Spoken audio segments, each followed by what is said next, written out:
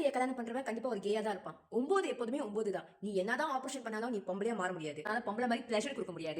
Recently TikTok ஒரு video பார்த்தேன். ஒரு திருநங்கை இன்டர்வியூ கொடுத்திருந்தாங்க. அவங்க எப்படி வந்து ஒரு ஆணா இருந்து பெண்ணா மாறினாங்க அப்படின்னு.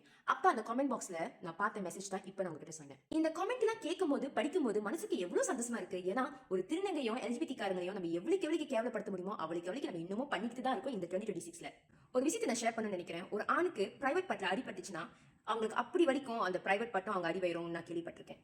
அந்த வலியும் மீறி ஒரு திருநங்கை ஆணா இருந்து பெண்ணா மாறதுக்கு அவ்வளவு சர்ஜரி அவ்வளவு கஷ்டப்பட்டு தான் அந்த ஸ்டேஜ் அவங்க கோ த்ரூ பண்ணி வந்திருப்பாங்க. ஆனா நம்ம என்ன பண்றோம்? அவங்களுக்கு ஆறுதல் கொடுக்குறோமா இல்ல சப்போர்ட் பண்றோமா? கிடையாது. நம்மளால முடிஞ்ச வரைக்கும் அவங்களை டீஸ் பண்ணுவோம், புலி பண்ணுவோம், கேவலப்படுத்தி பேசுவோம். நம்பர் 2 பாத்தீங்கன்னா ஒரு திருநங்கை கல்யாணம் பண்றவன் கண்டிப்பா ஒரு கேயா தான் இருப்பான். இது என்ன கமெண்ட்?